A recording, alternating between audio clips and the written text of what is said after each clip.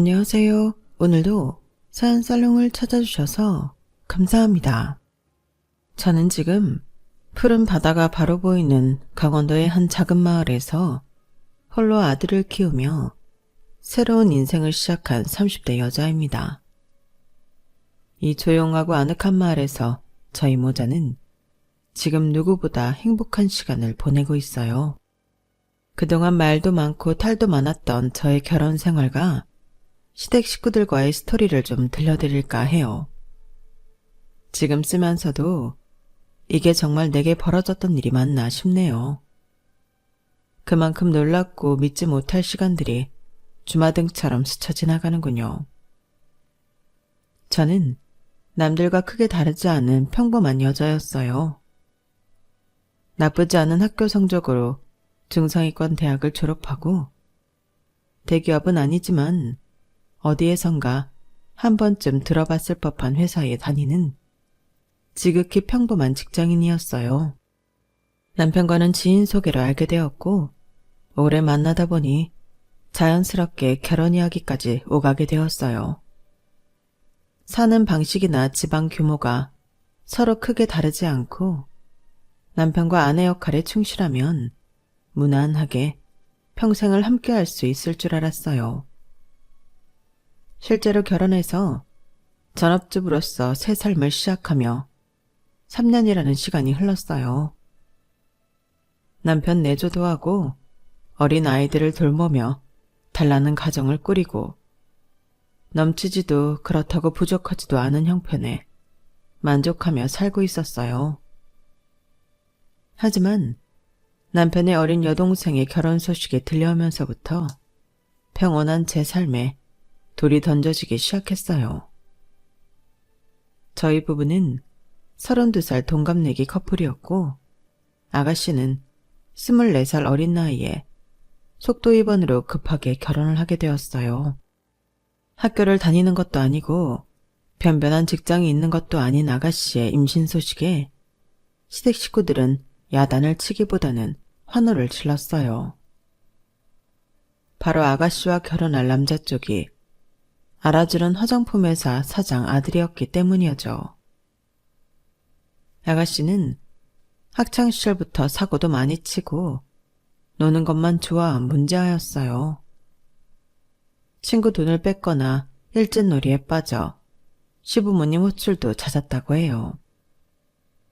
커서는 돈이 생기는 족족 성형을 하느라 예전 얼굴은 지금 전혀 찾아볼 수도 없고요. 평생 사고만 치면서 살 것 같던 아가씨의 대단한 결혼 소식에 시댁 식구들은 거의 잔치 분위기였죠. 저 역시 축하해주는 마음이 컸지만 시댁에서 하는 말을 들어보면 조금 과한 상상을 하고 있다는 생각이 들더군요. 주희야, 그쪽 집안에서 널 그렇게 예뻐한다며 우리 딸이 이렇게 좋은 집 며느리가 될 줄 누가 알았겠어. 뱃속의 아가가 아주 복덩이일세.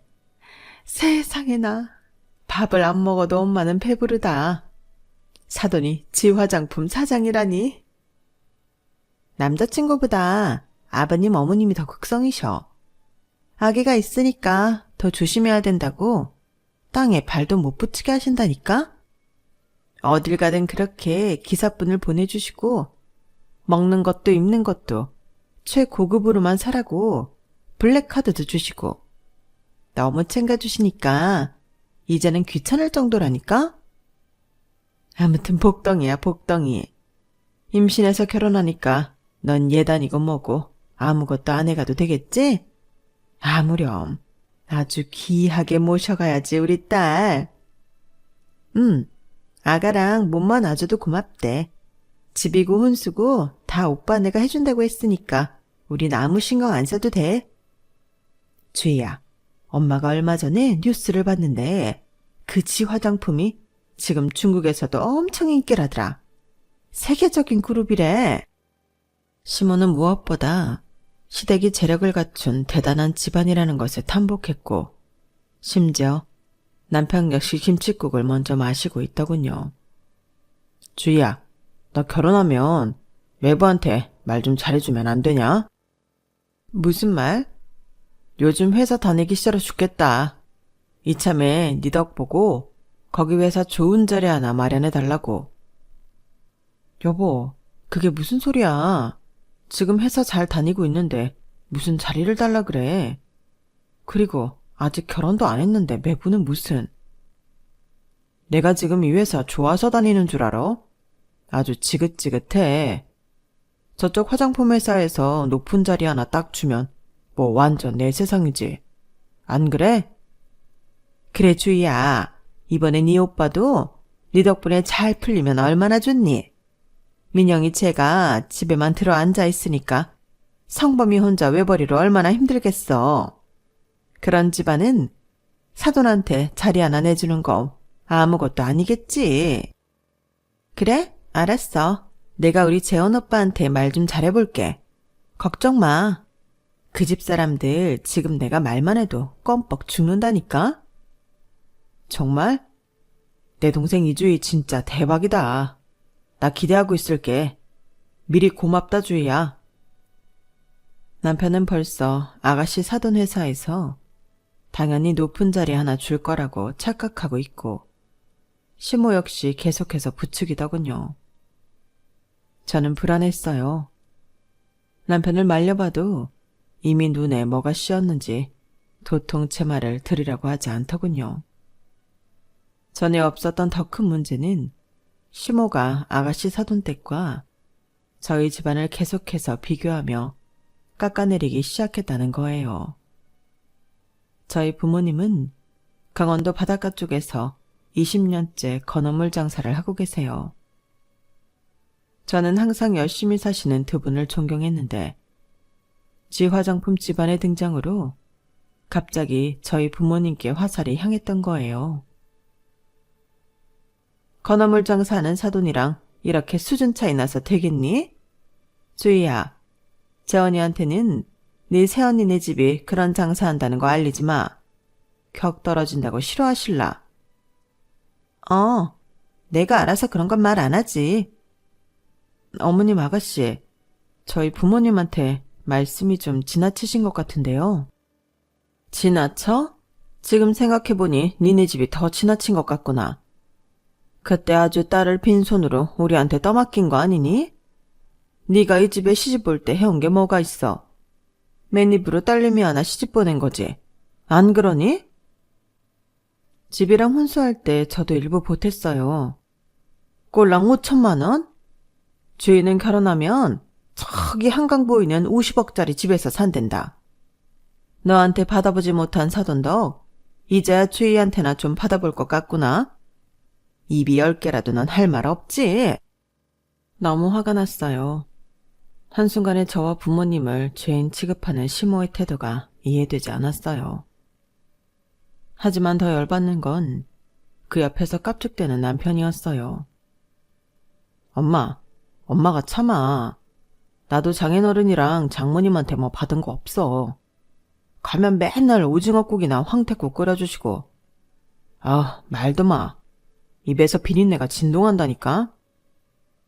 여보, 우리 엄마 아빠가 해준 거 맛있다며 잘 먹더니 갑자기 그게 무슨 말이야?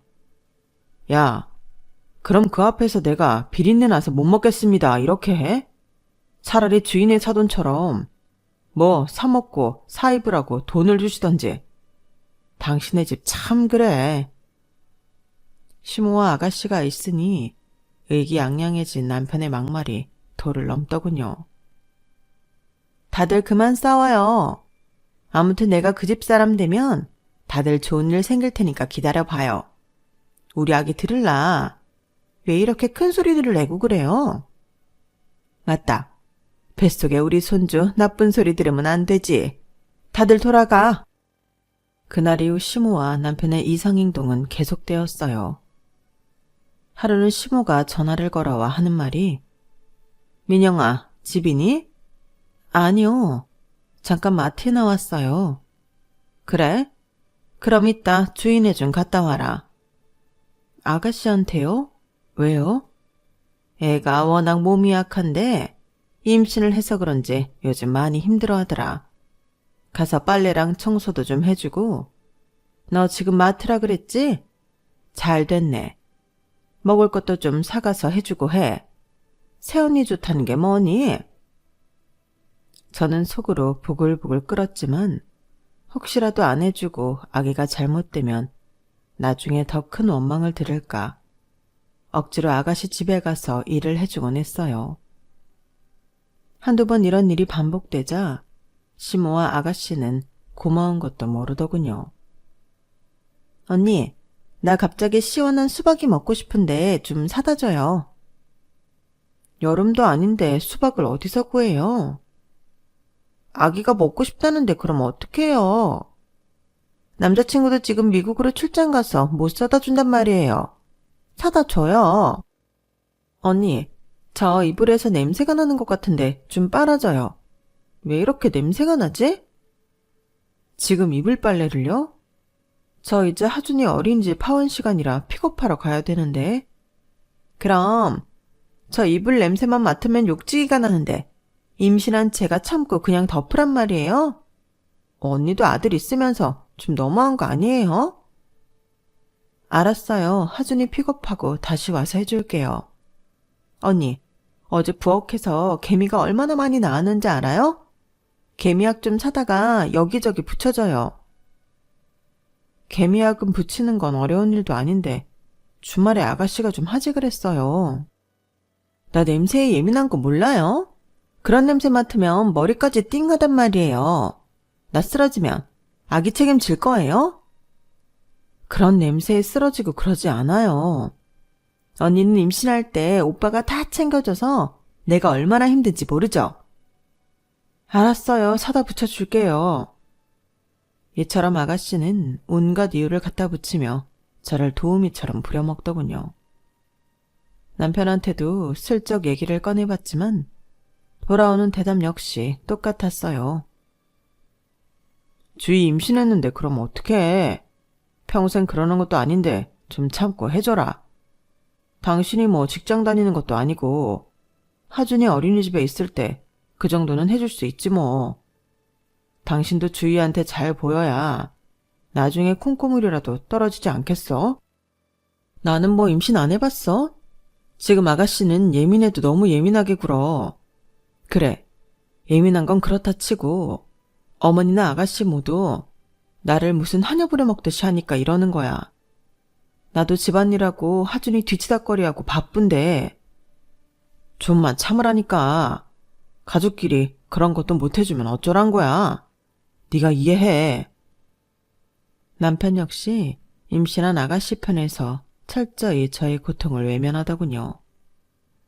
평온하고 단란했던 저의 일상이 무너지자 저는 너무 괴롭고 서러웠어요. 그렇게 시간이 흘러 아가씨의 결혼이 코앞으로 다가왔어요. 아가씨는 드레스를 입어야 하는데 배가 나왔다며 짜증을 부리더군요. 엄마, 나 원래 날씬하잖아. 그런데 이게 뭐야? 아줌마처럼 배 나온 드레스라니? 우리 주희 이뻐. 임신한 거 뭐 티도 안 나는데. 그래. 그리고 결혼식은 그거 금방 끝나. 이것만 잘 해치우면 아가 낳고 앞으로 네 앞에 탄탄대로가 만들어지는데 이런 거에 너무 신경 쓰지 마. 알았지? 결혼식에 연예인들도 온대. 내가 걔네보다 더 예뻐야 하는데. 세상에서 우리 딸이 제일 예쁘지. 그런데 연예인들도 온다고? 세상에 사돈댁이 어마어마하긴 한가 보다. 그 무슨 국회의원도 온다며.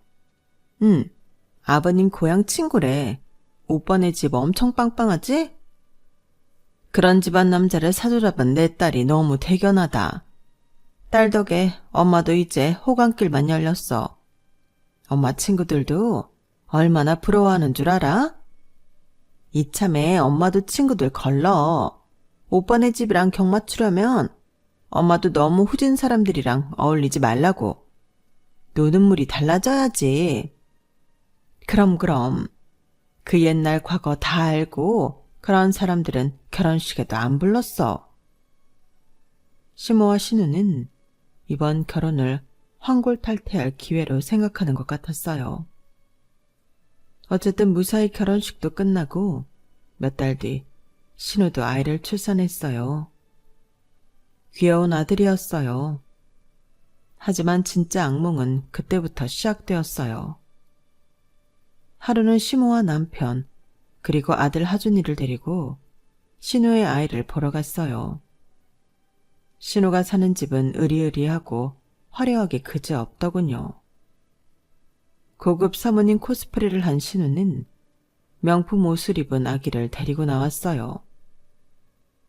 우리 손주, 귀하디 귀한 우리 손주. 아우 예뻐라. 엄마 조심해. 애한테 뽀뽀하지 마. 새겨놀 마. 알았어. 아가씨, 아기 낳느라 고생 많았어요. 아기 한번 안아봐도 돼요? 그러세요. 작은 아기를 품에 안으니 하준이 어릴 때가 생각나 기분이 좋았어요. 그때 하준이가 아이를 만져보고 싶다며 손을 뻗쳤어요. 어머, 얘, 너 지금 어딜 만져? 저리 가. 아기한테 떨어져. 하준이 너 지금 아기 만진 거야? 그렇게 함부로 만지면 큰일 나. 맴매할 거야. 시모와 신우의 야단과 윽박에 하준이는 놀라 제 뒤로 숨어버렸어요. 아니에요. 하준이가 만지려고 했어도 제가 못하게 했을 거예요. 하준아, 괜찮아. 놀랐지? 이리 와.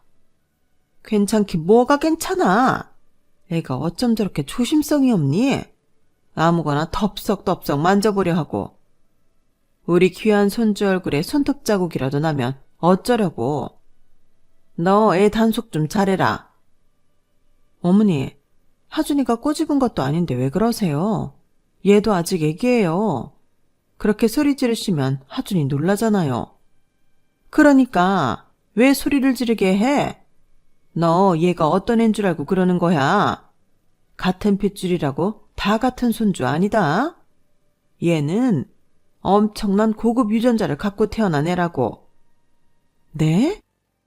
옛날 같았으면 장차 왕이 되라라고. 하준이랑은 비교할 수도 없어. 너무 황당했어요.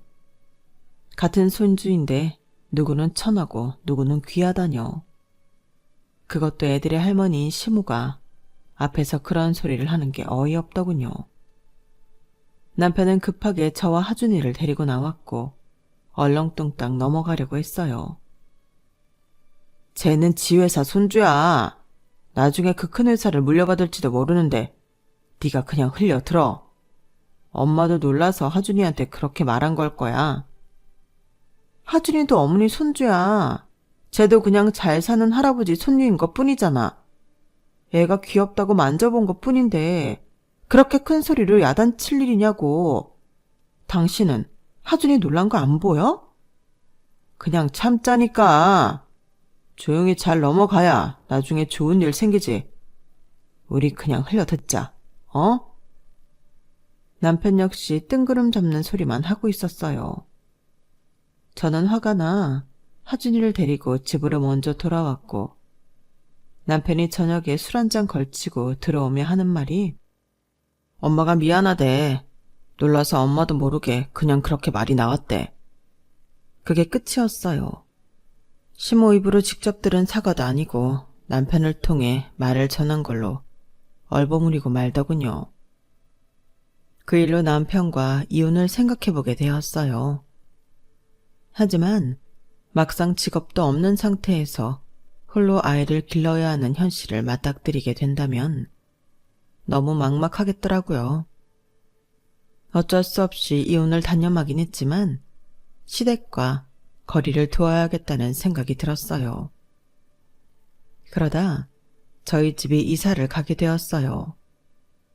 짐 정리를 하다가 서랍 한 구석에 아들 하준이가 아기 때 입었던 옷들이 눈에 들어왔어요. 저는 어리석게도 전에 있던 일을 또 까먹고 아기 옷을 신우이에게 가져다 줘야겠다고 생각했어요. 전화를 거니 바로 받더군요. 아가씨, 이삿짐을 정리하다 보니까 하준이 아기 때 입었던 옷이 많네요. 제가 깨끗하게 입혔던 것들이에요. 지금 영재 입으면 딱 잘 맞고 좋을 것 같은데. 애기들은 빨리 크니까 옷이 금방금방 작아지더라고요. 이것 좀 가져다 드릴까요? 네? 뭐라고요? 언니 제정신이에요? 네? 아가씨, 무슨 소리를 그렇게 하세요? 우리 영재한테 지금 하준이가 입던 옷을 입히라고요? 우리 영재가 어떤 애인 줄 몰라서 그런 말 하는 거예요? 어디 감히 입던 옷을 주겠다는 거예요? 우리 하준이가 입었던 옷이 더럽다는 뜻이에요? 과일물 하나도 들지 않았을 정도로 깨끗하게 입혔던 것들이에요. 그리고 제가 나쁜 의도로 한 말도 아니고 아기들 금방 크니까 새 옷 살 것 없이 아끼시라고 말한 거잖아요. 언니는 아끼고 살아요. 난 물 쓰듯 펑펑 써도 안 모자라니까요. 기분 몹시 나쁘네요. 기분은 제가 나쁜 거죠, 아가씨. 좋은 의도를 어떻게 그렇게 왜곡되게 해석할 수 있어요?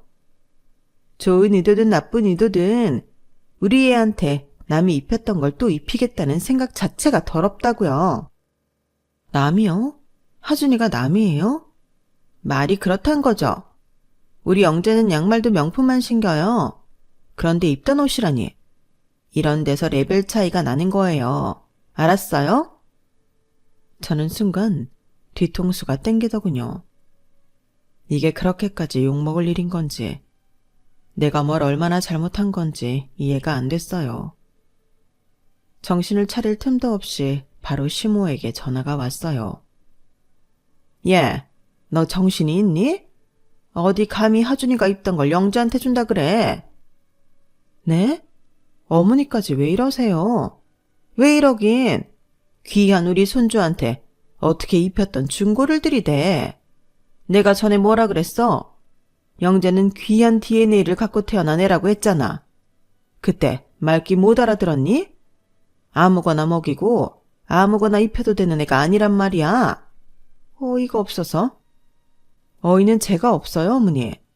하준이도 똑같은 손주인데 어떻게 그렇게 말씀하세요?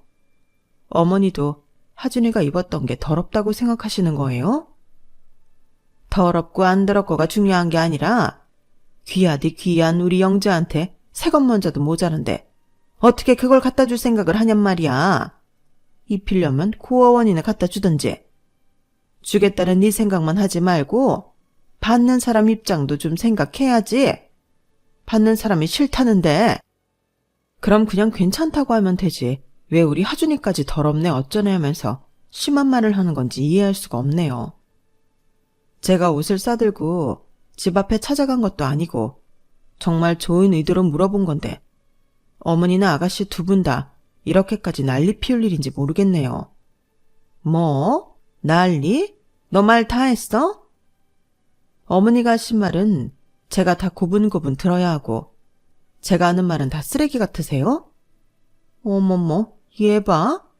어쩐지 너 시집 온다고 인사 왔을 때부터 느낌이 안 좋더니 결국은 시댁 식구들을 아주 싸잡아 모욕하는구나. 모욕은 어머니가 먼저 주셨잖아요. 나는 사실을 말한 거고 너도 현실을 좀 직시해라. 니네 집 뭐 볼 거 있어? 주인이랑 비교나 되겠냐고. 그냥 바닥을 벌벌 기어도 모자랄 판에 어디서 쌍심지를 켜고 대들어. 내가 우리 아들 결혼 잘못 시켰지. 이런 못 배운 며느리를 들이다니. 아기 옷 얘기가 왜 저희 집 얘기까지 번지는데요. 저희 부모님이 제발 결혼시켜달라고 부탁한 것도 아닌데 왜 저희 엄마 아빠를 들추세요? 솔직히 너 시집 올 때 뭐 해온 거 있냐? 그 돈 몇 푼 보탠 걸로 생색내기는. 저희 결혼한 지 벌써 몇 년인데 아직도 그 얘기세요. 주희 결혼시켜보니까 더 열받아서 그런다. 자기 딸 보내는데 어쩜 그렇게 하나도 도움도 안 되는지. 아가씨도 뭐 해간 거 하나도 없잖아요. 거기랑 니네 집이랑 같니? 하늘과 땅 차이인데. 우리 주인은 돈을 받고 데리고 간 거고. 어머니랑 얘기를 할수록 더 어지럽네요. 저까지 이상해지는 것 같아요. 이만 끊겠습니다. 여기서 끝난 게 아니었어요. 울그락불그락한 얼굴로 집에 들어온 남편이 가방을 내던지며 제게 말했어요. 당신 그냥 가만히 있으면 중간이라도 가지. 나대지 말라고 했잖아. 왜 애 옷을 주네만에 해갖고 이 난리야? 뭐? 나대? 아가씨 생각해서 애 옷 좀 주겠다는 게 나대는 거야? 우리 하준이한테 뭐 몹쓸 병이라도 있어? 그거 입으면 병이라도 나? 당신까지 도대체 왜 이래? 당신은 나한테 이러면 안 되는 거잖아. 널 이해 못하는 건 아니지만 그냥 가만히 있으라고. 아무것도 하지 말고. 주인 애는 많다 못해 넘쳐 흐르니까 걔 생각 안 해줘도 돼. 걔가 명품을 사다 입히든 거적대기를 갖다 입히든 신경 쓰지 말라고. 이게 이렇게 돌아가면서 욕먹을 일인지 정말 모르겠다. 이런 어른들을 보며 큰 우리 하준이가 불쌍하네. 저는 속상한 마음에 하준이를 데리고 바로 부모님이 계시는 강원도로 향했고 눈물을 흘리며 이야기했어요. 이서방도 참 네 편 좀 들어주지. 그래도 이서방도 하준이가 마음에 걸려서 너한테 그렇게 얘기한 걸 거야. 그 집 사람들 다 미친 것 같아. 아가씨네가 무슨 왕이 된 것처럼 싸고 돌아. 이서방도 그 화장품 회사에 높은 자리 하나 목 빠지게 기다리면서 저러는 거야. 예전에 내가 알던 그 사람이 아니야. 다 미쳤어. 하지만 전처럼 전업주부로 살다가 이혼녀가 될 걸 생각하니 두려웠어요. 그런 제 마음을 아셨는지 부모님은 이렇게 말씀하셨어요. 민영이 넌 혼자가 아니야. 우리가 있잖아. 정 힘들다면 하준이 데리고 강원도로 와. 여기서 다시 시작하자. 우리 딸이 힘든 거 엄마는 싫어. 엄마 아빠와 많은 대화를 나누고 다시 집으로 돌아갔어요. 집에 오니 싸운 것도 잊었다는 듯이 거실에서 남편이 싱글벙글 웃으면서 저희를 맞아주더군요. 당신 왔어? 왜 이제 와? 내가 걱정 많이 했잖아. 이게 다 뭐야? 주인의 사돈이 준 선물. 선물? 우리한테 왜? 돈 많은 사람들이 돈이 남아 돌아서 좀 쓰겠다는데 이유가 어딨어? 거기 진짜 돈 많나 봐. 딴 건 아니고 영재가 얼마 전 100일이었잖아. 그래서 선물 돌린 거래. 우리까지 이렇게 생각해주니 얼마나 감사해. 거실은 온통 선물 꾸러미가 가득했어요. 이것 봐. 당신 것도 있어. 난 괜찮아. 안 받을래. 이거 엄청 비싼 화장품이라던데. 백화점에 가서 사면 100만 원은 좋게 넘을 거라는데 엄마는 600만 원짜리 가방 받았대. 주희한테는 차 한 대 더 뽑아주시고. 주희 진짜 시집 잘 갔어. 남편은 사돈댁으로부터 선물 받은 노트북을 열었다 펼쳤다 하며 아이처럼 좋아하고 있더군요. 우리에게 일어났던 일들은 아예 잊은 듯 했어요. 저는 피곤해서 말할 힘도 없었어요. 나 하준이 씻기고 잘게. 피곤해. 당신 이 화장품 써봐. 난 됐어. 진짜 안 받을 거야? 준 사람 성의도 있는데. 안 받으면 나 이거 중고마을에 판다. 당신 마음대로 해.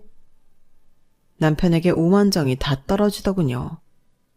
아이와 누웠는데 눈물만 계속 흘렀어요.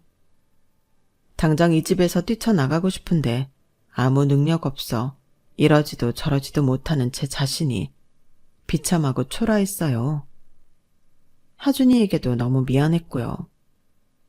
결국 이번 사건 역시 그렇게 어물쩍 넘어가게 되었고 전 참담한 심정으로 어쩔 수 없이 결혼 생활을 이어갔어요.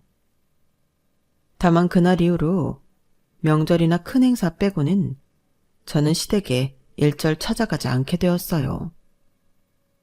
처음에는 시모에게 괘씸하다는 말을 들었지만 시간이 지나니 저한테 아예 관심을 끊으셨어요. 아무튼 서로 만나서 불편해지는 경우가 줄어드니 그나마 낫더군요. 2년 동안 그렇게 지내니 다시 제 생활이 안정되는 느낌이 들더군요. 그러는 동안 하준이는 유치원을 다녔고 신우는 그 사이 둘째 아이를 낳았어요. 어느 날 엄마에게 다급한 전화를 받게 되었어요. 민영아, 어쩜 좋니? 이모가 하늘나라로 갔어. 뭐? 이모가? 이모는 결혼도 안 하고 자식도 없는 노처녀였는데 엄마와 가까운 거리에서 살았어요. 자매가 서로 의지하고 살갑게 지냈는데 작년부터 이모가 몸이 안 좋아지더니 1년 만에 돌아가신 거예요. 강원도로 급하게 가서 이모 장례를 치러야 하는데 하준이를 데리고 갈 수가 없었어요. 저는 남편에게 연락을 했어요. 이모가 돌아가셔서 나 지금 빨리 강원도 가야 해. 오늘 나 대신에 하준이 유치원 끝날 때 맞춰서 꼭 데려와. 저는 부랴부랴 강원도로 향했고 상심에 빠진 엄마를 달래며 장례 준비를 시작했어요. 저한테도 참 잘해주던 이모였는데 이젠 볼 수 없다고 생각하니 눈물이 흘렀어요. 하지만 엄마 때문에 마냥 슬퍼할 수만은 없었죠. 늦은 저녁 시간 한참 조문객을 받고 있는데 모르는 번호로 전화가 왔어요. 이하준 어린이 어머니시죠? 네, 맞는데요. 어디시죠? 여기 경찰서입니다. 하준이를 저희가 보호하고 있습니다. 순간 머리가 띵해지며 아찔했어요. 저는 상복을 입은 채로 미친 사람처럼 달려갔어요. 경찰서에 가니 하준이가 멍하니 앉아있더군요. 하준아, 너 왜 여기 있어? 엄마. 저를 본 하준이는 펑펑 울기 시작했고 저도 놀라서 같이 울었어요. 다행히 어머님이 미아 방지 지문 등록을 미리 해놓으셔서 이렇게 찾을 수 있었네요. 아버님은 계속 시도했지만 통화가 안 되더군요. 이상했어요. 분명히 남편한테 하준이를 부탁하고 간 건데 연락이 안 된다는 것이요. 하준이를 진정시키고 집으로 데려갔어요.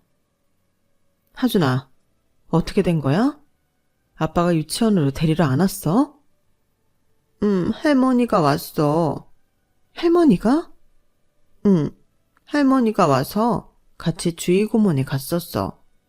근데 할머니랑 고모가 나한테 나가라고 해서 엄마 찾으러 나왔어. 너한테 나가라고 했다니? 왜? 나도 몰라. 문 열고 나왔는데 다시 안 열어줘서 엘리베이터 타고 내려와서 엄마 찾으러 갔어. 잠시 후 남편이 술 냄새를 풍기며 집에 돌아왔어요. 당신 하준이 유치원 안 갔어? 나 갑자기 회식이 잡혀서 엄마한테 부탁 좀 했지. 주인의 애들 보러 간다길래 하준이도 데려가라고 했고. 왜? 뭐 잘못됐어? 무슨 영문인지 모르겠지만 어머님이랑 아가씨가 하준이를 나가라고 했대. 혼자 나와서 나 찾는다고 돌아다니다가 길 잃어서 경찰서에서 연락 왔었어. 나 장례 치르다 전화 받고 이렇게 허겁지겁 온 거야. 하준이가 뭘 잘못했겠지. 엄마랑 주희가 왜 애한테 나가라고 해. 당신은 아들 미아될 뻔했는데 그렇게 속편한 소리가 나와? 그리고 회식이 뭐라고 애를 다른 데 맡겨. 우리 엄마인데 다른 데라니. 그럼 당신이 데리고 강원도 가지 그랬냐? 장례를 치르는데 애를 어떻게 데려가? 아, 몰라. 나 지금 엄청 피곤해. 애가 잘 돌아왔으면 됐잖아. 나 잘 거야. 그때 저는 남편과 이혼을 확실히 결심할 수 있었어요. 아빠라고 불릴 자격도 없는 사람과 그동안 같이 산 시간이 너무 아깝게 느껴졌어요. 다음 날 저는 사건의 전말을 알기 위해 어머니를 찾아갔어요. 어머니, 하준이 왜 내쫓으셨어요? 내쫓긴 누가 내쫓아? 지발로 나간 거지. 쟤 이제 고작 6살이에요. 나간다고 해도 붙잡으셨어야죠. 밥을 줘도 싫다. TV를 틀어줘도 싫다. 장난감도 싫다. 어쩜 애가 그렇게 클수록 고집불통이니? 너만 계속 찾는데 시끄러워서 주인의 애들이 잘 수가 있어야 말이지. 엄마 찾으러 간다길래 나가서 잘 찾아보라고 했다. 어쨌든 경찰서에서 안전하게 데리고 있었다며. 경찰서에서 없었으면요. 애를 잃어버렸으면요. 찾았으면 됐지. 뭘 이렇게 눈을 부라리면서 난리야. 아가씨는 애들만 소중하세요? 진짜 이건 남의 아이라도 그렇게 내보내진 않았을 거예요. 한때는 제가 너무 벽을 치고 살았나 생각한 적도 있었는데 지금 보니까 제가 너무 정상이었네요. 어머님, 아가씨, 어머님 아들 모두 미쳤어요. 뭐? 너 말 다 했니? 전 이제 미친 사람들이랑 말도 섞기 싫어요. 저 하준이 아빠랑 이혼할게요. 가진 것도 없는 게 이혼은 무슨? 왜? 이혼하고 니네 부모님한테 가서 건어물이나 팔려고? 네 마음대로 해라. 피가 거꾸로 솟구치고 살인 충동이 일어나는 것을 겨우 참고 돌아왔어요. 제가 밖에서 구걸을 하며 살더라도 이런 사람들과 제 아들을 핏줄이랑 끈으로 엮이게 할 수는 없었어요. 그날 부모님께 모든 것을 털어놓았어요. 부모님은 얼른 정리하고 강원도로 오라며 말씀하셨고요. 남편은 생각보다 쉽게 이혼을 해주더군요. 나는 참 당신이 안타까워. 왜 지 복을 차고 앉아있을까? 그게 무슨 소리야? 주인의 집안이 보통 집안이야? 좀만 참고 견디고 있으면 하늘에서 뭐가 떨어질지도 모르는데 그것도 다 싫다고 이렇게 이혼이나 하고. 당신은 앞을 내다볼 줄 모르는 사람이야. 앞을 아주 잘 내다보고 당신이랑 헤어지는 거야. 그쪽 집안이 자선단체도 아니고 별 볼 일 없는 당신 같은 사람한테 뭘 하사하시겠어. 뭐 자리라도 맡겨놨어? 당신 꿈이 너무 큰 거 아니야? 빨리 정신 차려. 말이면 다인 줄 아나. 아무튼 내가 나중에 잘 나간다고 배 아파하지나 말고 하준이나 잘 키워. 전 남편은 뭘 믿고 그러는지 모르겠지만 마음은 벌써 지 화장품 회사의 임원이 다 되었더군요. 그렇게 저는 하준이를 데리고 강원도를 향했어요. 하준이도 느끼는 게 있는지 아빠를 전혀 찾지 않았어요. 걱정 반 두려움 반을 안고 부모님 집에 도착했는데 아주 반가운 소식을 들을 수 있었어요. 엄마와 아빠가 5층짜리 상가 안에서 건어물 장사를 하고 계셨는데 사실 그 건물이 돌아가신 이모 것이었거든요. 평생을 혼자 산 이모는 돈을 모아 건물과 지금 사는 아파트를 사뒀고 자식이 없어 줄 사람이 없었죠. 죽음이 가까워진 것을 느낀 이모는 아파트와 건물 모두 엄마 명의로 돌려놓았고 엄마는 갑자기 큰 재산이 생기게 된 것이에요. 네가 이모 아파트에서 살고 싶다면 그렇게 하렴. 우리랑 같이 지내고 싶으면 그 아파트를 아예 팔던지 전세를 놔도 되고. 이모가 정말 큰 은인이네. 엄마한테 이렇게 큰 선물을 주고 갈 줄이야. 그러니 말이다. 내가 이걸 받아도 되는지 모르겠어. 불쌍한 내 동생 결혼도 못 해보고 자식도 없이 평생 돈만 모으다 죽었는데 내가 이걸 정말 받아도 되는지. 엄마가 어릴 때부터 이모 잘 챙겨줬다며. 이모가 고마워서 엄마한테 남기고 간 걸 거야. 저와 하준이는 엄마 아빠 집에 들어가 함께 살았고 이모의 아파트는 좋은 가격에 바로 팔 수가 있었어요.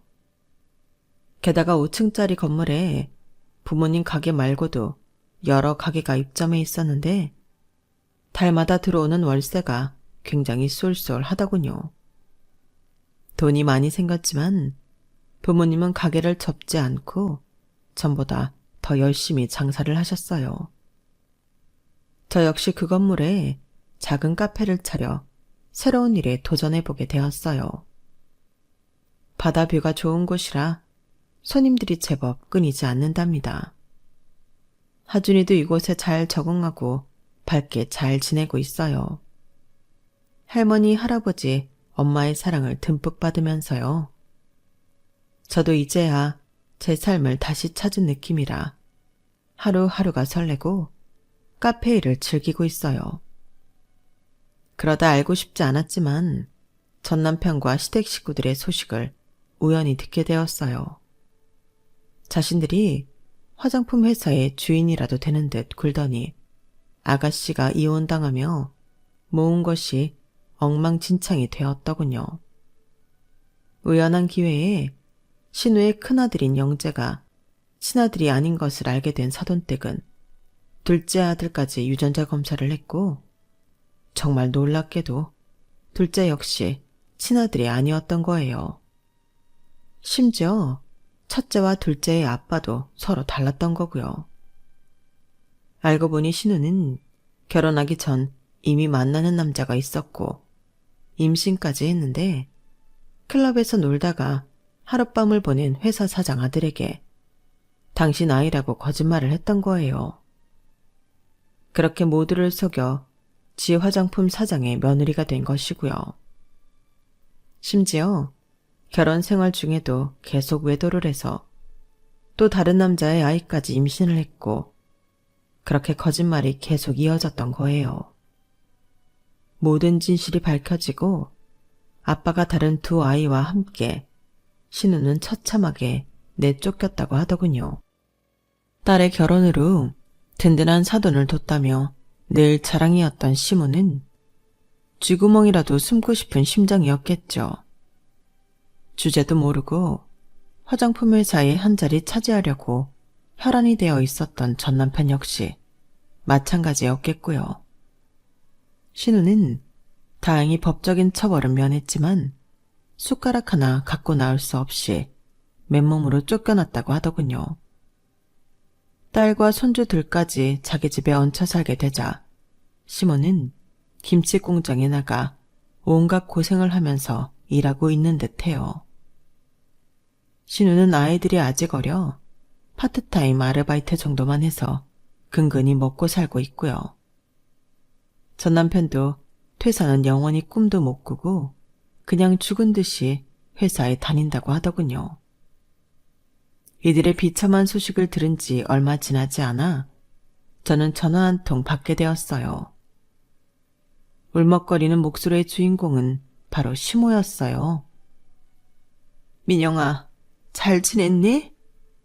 어쩐 일이세요? 전화를 다 주시고. 너 주희 얘기 들었지? 애들 얘기하고. 네, 듣고 싶지 않아도 그렇게 알려주는 사람들이 있네요. 민영아, 우리 지금 많이 힘들어. 제가 봐도 많이 힘들 것 같아요. 너 강원도 가서 가게도 열고 잘 지낸다면서? 부모님이 건물도 갖고 계시고. 그런데요? 그런 말을 왜 하시는 거예요?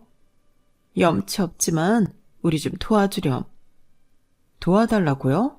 뭘 어떻게 해요? 난 지금 하루에 10시간씩 김치 공장에서 일하고 있어. 계속 서서 일하니까 허리도 아프고 다리도 너무 아파. 주희도 애들 때문에 아르바이트만 조금씩 하고 있고. 그래서요. 거기 부모님 건물에 우리가 들어가서 할 수 있는 장사 없을까? 뭐든 열심히 잘할 수 있는데. 주희나 나나 많이 바뀌었다. 성범이도 너랑 헤어지고 후회 많이 하고 있어. 예전에 우리가 아니야. 그러니까 강원도에서 먹고 살 수 있게 해달라는 말씀이신 거네요? 뭐 그래주면 너무 고맙다는 거지. 한때 우리 하준이 할머니셨고 고모였고 아빠였어서 드리는 말씀인데요. 이렇게 구질구질한 모습 보일 거면 다시는 나타나지도 말고 연락도 하지 마세요. 우리 모자는 그쪽 집안이랑 이제 아무 상관도 없는 사람들입니다. 민영아, 네가 화난 거 나는데 그래도. 전에 저한테 했던 말 기억 안 나세요? 영재는 하준이랑 다르게 무슨 고급 유전자를 갖고 태어났다는 둥. 더럽게 입혔던 옷을 왜 갖다 주냐는 둥. 전 아직도 생생하게 다 기억나거든요. 그런데 살다 보니 어떠세요? 진짜 더러운 건 아줌마 딸 아닌가요? 딴 남자애를 임신하고선 그렇게 당당히 결혼을 하다뇨. 정신 못 차리고 또 딴 남자 애를 낳고. 정말 들을수록 놀라운 일이네요. 제가 그 사돈댁이었으면 당신들 벌써 다 깜빵 보냈을 거예요. 앞으로 착한 일만 하면서 사세요. 네? 오열하는 전 시무를 두고 저는 먼저 매몰차게 전화를 끊었어요. 속이 다 시원하더군요. 사실 두 아이를 생각하면 좀 딱하긴 하지만 그 사람들이 하준이한테 한 짓을 곱씹어보니 용서할 수가 없겠더라고요. 그 집안 사람들은 그 이후로 다시는 연락을 해오지 않았고 전에 들을 수 있는 소식도 이제는 없어요. 아이들만은 건강하고 착하게 자랐으면 하는 마음뿐이에요. 저는 이제 암울했던 과거는 훌훌 털어버리고 자신 있게 제 인생을 이끌어 나가고 싶어요. 그 누구에게도 무시당하지 않게 말이에요. 지난 일로 저 역시 배우고 깨달은 바가 많답니다. 세상에 비밀은 없다. 자만하지 말고 항상 열심히 노력하는 삶을 살자. 앞으로 제 인생의 중요한 모티브가 될 것 같네요. 제 사연은 여기까지예요. 가족들과 행복하시고 건강하세요. 여러분, 사연 댓글에 응원과 현명한 조언 부탁드려요. 좋아요, 구독은 저에게 큰 힘이 됩니다. 오늘도 좋은 일 가득하세요.